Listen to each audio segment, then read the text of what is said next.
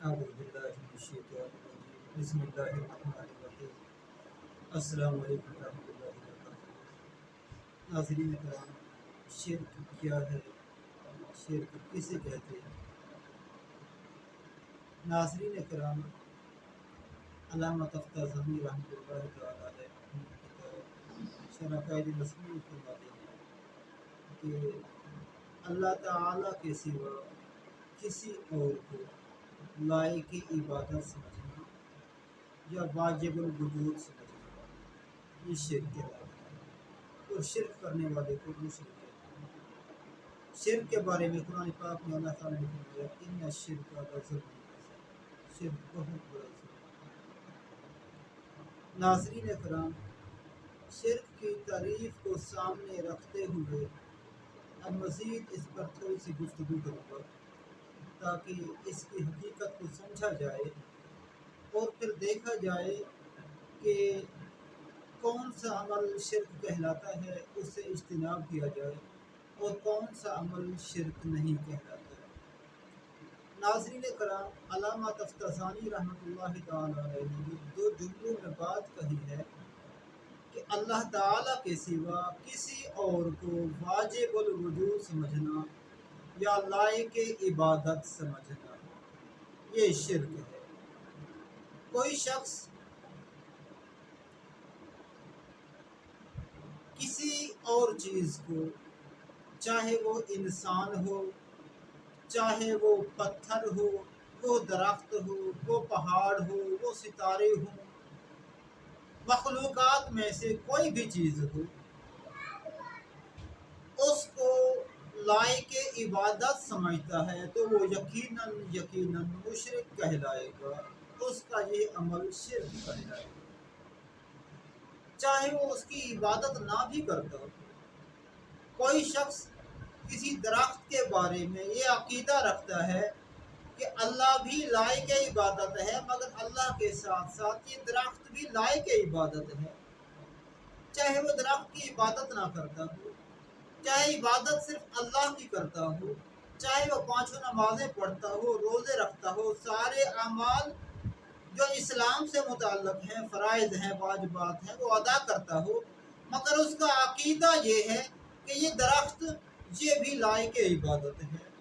یا وہ کسی نبی رسول حتیٰ کہ حضور نبی پاک صلی اللہ تعالی علیہ وسلم کے بارے میں بھی عقیدہ رکھتا ہو کہ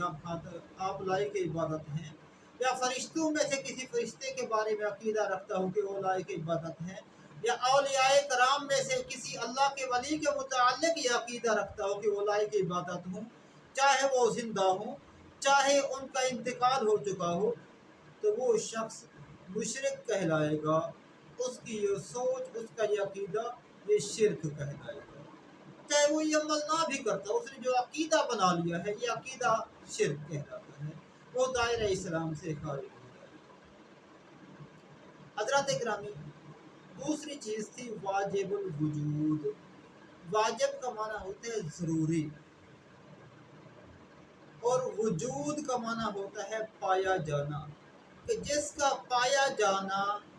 ہمیشہ سے ہو، ضروری ہو، کوئی ایسا زمانہ نہ ہو کہ جب وہ نہ پایا جاتا ہو اور بعد میں اس کا وجود بنا ہو، یعنی کہ وہ ہو قدیم، اللہ تعالیٰ کے سوا کسی کو قدیم کہے کہ ہمیشہ سے ہے اور ہمیشہ رہے گا۔ اللہ تعالیٰ کی یہ صفت ہے کہ وہ ہمیشہ سے ہے اور ہمیشہ رہے گا، اسی صفت کا نام واجب الوجود ہے۔ تو کوئی شخص اللہ کے سوا کسی اور کو کہتا ہے کہ وہ بھی واجب الوجود ہے، یعنی ہمیشہ سے ہے اور ہمیشہ رہے گا، تو یہ بھی شرک کہلاتا ہے۔ صرف اللہ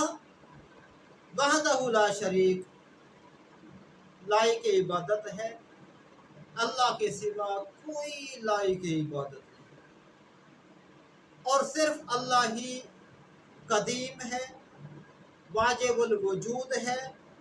اور ہمیشہ سے ہے اور ہمیشہ رہے گا۔ اللہ کے سوا جتنی چیزیں ہیں یا اللہ کی صفات کے سوا وہ ساری کی ساری حادث ہیں، یعنی پہلے نہیں تھی، بعد میں ان کا وجود بنا، اور فانی ہے، فنا ہو جانے والے ہیں۔ اللہ کے سوا کوئی چیز ایسی نہیں جو ہمیشہ سے ہو اور ہمیشہ رہے۔ اس کے سوا دوستو اللہ تعالیٰ کی کچھ صفات ہیں، جیسے اللہ تعالیٰ بصیر ہے، اللہ تعالیٰ سمیع ہے، اللہ تعالیٰ رؤوف ہے، اللہ تعالیٰ رحیم ہے، اللہ تعالیٰ کریم ہے۔ بے شمار اور انگنت اللہ تعالیٰ کی صفات ہیں۔ ان صفات میں دیکھا جائے گا کہ اگر کوئی شخص کسی کے بارے میں اللہ تعالیٰ کی ان صفات کو مانتا ہے کہ اللہ تعالیٰ رحیم ہے اور اللہ کے سوا فلاں شخص بھی رحیم ہے، تو دیکھا جائے گا کہ فلاں شخص کو رحیم ماننے میں اس کا کیا عقیدہ ہے۔ اگر تو اس کا عقیدہ ہے کہ اللہ تعالیٰ رحیم ہے، خود رحیم ہے، اللہ کو کسی نے رحیم نہیں بنایا، اور اللہ کے سوا فلاں شخص وہ بھی رحیم ہے مگر وہ خود نہیں، اللہ تعالیٰ نے اسے رحیم بنایا ہے، تو یہ بالکل ٹھیک عقیدہ ہے، ایسا ہو سکتا ہے۔ اور اگر کوئی شخص کہتا ہے کہ جس طرح اللہ تعالیٰ بذات خود رحیم ہے، اسی طرح فلاں شخص بھی بذات خود رحیم ہے، اس کو کسی نے رحیم نہیں بنایا، تو یہ بھی شرک ہو جائے۔ ناظرین کرام، اس کی چند مثالیں آپ کے سامنے پیش کرتا ہوں جو اسلامی عقائد میں شامل ہیں۔ سامعین کرام، اللہ تعالیٰ نے قرآن پاک میں ارشاد فرمایا، ان اللہ بالناس لرؤوف الرحیم، کہ بے شک اللہ تعالیٰ لوگوں کے ساتھ رؤوف بھی ہے اور رحیم بھی ہے۔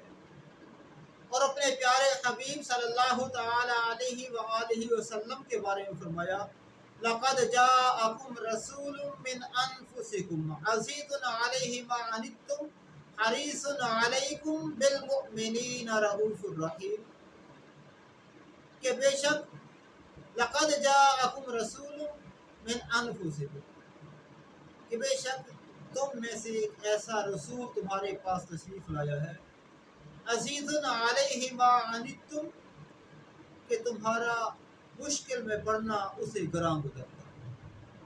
حریص علیکم، اور تمہاری بخشش کا، تمہاری کامیابی کا، تمہاری اخروی کامیابی پر وہ بہت حریص ہیں، تمہاری کامیابی فلاح چاہتے ہیں۔ بالمؤمنین رؤوف الرحیم، اور مومنوں کے ساتھ وہ رؤوف بھی ہیں اور رحیم بھی ہیں۔ ناظرین کرام، پہلی آیت کریمہ جو میں نے پڑھی اس میں اللہ تعالیٰ نے فرمایا کہ اللہ تعالیٰ رؤوف بھی ہے اور رحیم بھی ہے، اور دوسری آیت میں فرمایا کہ بے شک رسول اللہ صلی اللہ تعالیٰ علیہ وسلم وہ مومنوں کے ساتھ رؤوف بھی ہے، رحیم بھی ہے۔ پہلی آیت سے معلوم ہوا کہ رؤوف اور رحیم بھی اللہ تعالیٰ کی صفات ہیں، مگر دوسری آیت سے معلوم ہوا کہ یہ رسول اللہ صلی اللہ تعالیٰ علیہ وسلم کی صفات بھی ہیں۔ تو ناظرین کرام، سامعین کرام، ان دونوں آیات میں تطبیق ہم اس طرح کریں گے کہ اللہ تعالیٰ رؤوف بھی ہے اور رحیم بھی ہے، مگر اللہ تعالیٰ خود بذات خود وہ رؤوف ہے، بذات خود وہ رحیم ہے، اللہ کو کسی نے رؤوف یا رحیم نہیں بنایا۔ مگر جب انہی صفات کی نسبت رسول اللہ صلی اللہ تعالی علیہ وآلہ وسلم کی طرف کی جائے گی کہ رسول اللہ صلی اللہ تعالی علیہ وآلہ وسلم رؤوف ہیں اور رحیم ہیں، تو کہا جاتا ہے، عقیدہ یہ ہوتا ہے کہ اللہ نے اپنے پیارے حبیب صلی اللہ تعالی علیہ وآلہ وسلم کو رؤوف اور رحیم بنایا۔ ناظرین کرام، اسی طرح اللہ تعالیٰ نے قرآن پاک میں ارشاد فرمایا، اِنَّا نَحْنُ نَزَّلْنَا الذِّكْرَ وَإِنَّا لَهُ لَحَافِظُونَ، کہ بے شک ہم نے ہی اس ذکر کو یعنی قرآن مجید کو نازل کیا اور ہم ہی اس کے حافظ ہیں، یعنی حفاظت کرتا ہے۔ تو ناظرین کرام، اللہ تعالیٰ قرآن پاک کا حافظ ہے، حفاظت کرنے والا ہے، مگر ہم دیکھیں تو ہمارے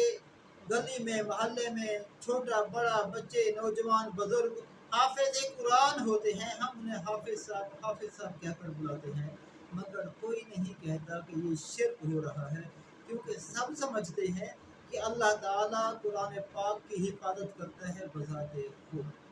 اللہ کو کسی نے حافظ نہیں بنایا، وہ بذات خود ہے۔ اور ہمارے جو حافظ قرآن ہیں جن کو حافظ صاحب کہتے ہیں وہ ان کو اللہ تعالیٰ نے توفیق عطا کی کہ انہوں نے قرآن پاک کو حفظ کیا اور وہ قرآن پاک کے حافظ بنے اللہ تعالیٰ کی عطا کے ساتھ، اللہ تعالیٰ کی نصرت اور مدد کے ساتھ، اللہ تعالیٰ کے چاہنے کے ساتھ، بذات خود وہ نہیں کر سکتے۔ اسی طرح قرآن پاک میں اور بھی بے شمار مثالیں آپ دیکھ سکتے ہیں، یہ ویڈیو کلپ لمبا ہو جائے گا، تو مختصر یہ کہ کوئی شخص اللہ تعالیٰ کے سوا کسی کو واجب الوجود مانے یا لائق عبادت سمجھے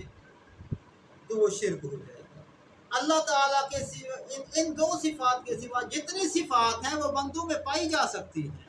اللہ تعالیٰ سمیع ہے، وہ سنتا ہے، آپ بھی سنتے ہیں، میں بھی سنتا ہوں، ہم بھی سمیع ہیں، مگر فرق ہے اللہ تعالیٰ لامحدود سمیع ہے، اس کی سماعت کی کوئی حد نہیں، کوئی انتہا نہیں، کوئی ابتدا نہیں، وہ خود سے سمیع ہے، مگر ہمیں اللہ تعالیٰ نے قوت سماعت عطا کی، اس نے ہمیں سمیع بنایا، قوت سماعت عطا کی تو ہم سنتے ہیں، وہ ابھی ہماری قوت سماعت واپس لے لے تو ہم نہیں سن سکتے۔ اسی طرح اللہ تعالیٰ بصیر ہے، وہ دیکھتا ہے، تو آپ بھی دیکھتے ہیں، میں بھی دیکھتا ہوں، ہمیں بھی اللہ تعالیٰ نے بصیر بنایا، مگر وہی بات کہ اللہ تعالیٰ بذات خود بصیر ہے، میں اور آپ اللہ تعالیٰ کے بنانے سے بصیر بنے، بذات خود نہیں۔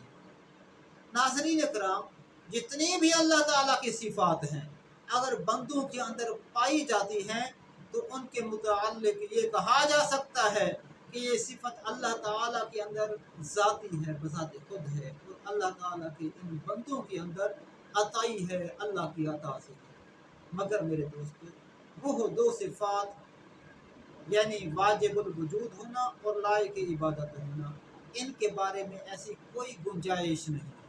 یہ نہیں کہا جا سکتا کہ اللہ تعالیٰ تو بذات خود لائق عبادت ہے اور فلاں شخص کو اللہ تعالیٰ نے لائق عبادت بنایا، ایسا نہیں کہا جا سکتا، کیونکہ اللہ تعالیٰ نے اپنے سوا کسی کو لائق عبادت نہیں بنایا، عبادت کا حق اللہ تعالیٰ نے صرف اپنے پاس رکھا، اللہ کے سوا کوئی لائق عبادت نہیں، نہ اللہ نے کسی کو بنایا اور نہ اللہ تعالیٰ نے یہ صفت کسی کو عطا کی۔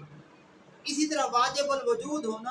اس کے متعلق بھی نہیں کہا جا سکتا کہ اللہ تعالیٰ تو بذات خود واجب الوجود ہے اور فلاں شخص یا فلاں نبی یا فلاں رسول یا فلاں ستارہ یا فلاں پہاڑ یہ اللہ کی عطا سے واجب الوجود ہے، یہ نہیں کہا جا سکتا، کیونکہ اللہ نے کسی اور کو واجب الوجود بنایا ہی نہیں، بلکہ جب وہ بن گیا تو اس کا مطلب ہے وہ حادث ہے، بننے سے پہلے اس کا وجود ہی نہیں تھا، تو یہیں سے ہی واجب الوجود ہونے کا خاتمہ ہو گیا۔ تو ناظرین اکرام، میں امید کرتا ہوں کہ شرک کے متعلق آپ کو سمجھ آ چکی ہوگی۔ آخر میں ایک نبی پاک علیہ السلام کی حدیث پاک آپ کے سامنے عرض کرتا ہوں۔ بخاری شریف میں حدیث پاک ہے کہ نبی پاک صلی اللہ تعالی علیہ وآلہ وسلم نے فرمایا کہ اللہ کی قسم، نبی پاک علیہ السلام قسم کھا کر یہ بات ارشاد فرما رہے ہیں کہ میں تمہارے بارے میں اس بات سے نہیں ڈرتا کہ تم میرے بعد شرک کرنے لگو گے، بلکہ مجھے اس بات کا ڈر ہے کہ تم دنیا کے لیے حرص کرنے لگو گے، یعنی تم لوگ دنیا داری میں پڑ جاؤ گے، حرص میں پڑ جاؤ گے، اور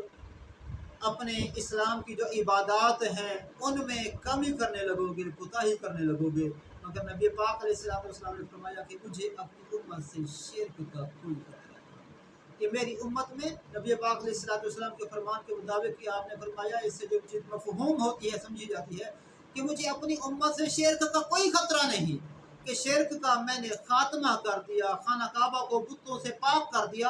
اب میری امت دوبارہ شرک میں قیامت تک مبتلا نہیں ہو سکتی، ہاں بدعمالی میں، سستی میں، دنیا داری میں مبتلا ہو سکتی ہے۔ تو ناظرین کرام، بخاری شریف کی یہ حدیث پاک تھی جس کا نمبر تھا 4085، صحیح حدیث پاک۔ تو اس حدیث پاک کی روشنی میں جو وہ لوگ سوچیں سمجھیں جو بات بات پر نبی پاک علیہ السلام کی امت پر شرک کے خطرے لگاتے ہیں، कि बुखारी शरीफ की सही हदीस पाक नंबर 4085। हुजूर तो गारंटी दें अपनी उम्मत की कि मेरी उम्मत शिरक में मुब्तला नहीं होगी, और हुजूर की उम्मत एक दूसरे पर शिरक के फतवे लगाए। तो ये है नबी पाक अलैहिस्सलाम का दिल अक़दस इन फतवों से कितना रंजीदा होता होगा कि मैंने 1450 साल कबल फरमा दिया था कि मेरी उम्मत शिरक नहीं करेगी। इन लोगों को मेरी ज़ुबान पर इत्माद नहीं, मेरी बात पर इत्माद नहीं, एक दूसरे पर शिरक के फतवे लगाते हैं। तो नाज़रीन करम, इस सोच को, इस फिक्र को, और जो शिरक हमें एक दूसरे मुसलमानों के अंदर हमें जो मुशरिकाना अकायद दिखाती है, इस सोच और फिक्र को हमें छोड़ना होगा। इससे यकीनन नबी पाक अलैहिस्सलाम का सीना मुबारक और दिल अक्सर रंजीदा होता होगा।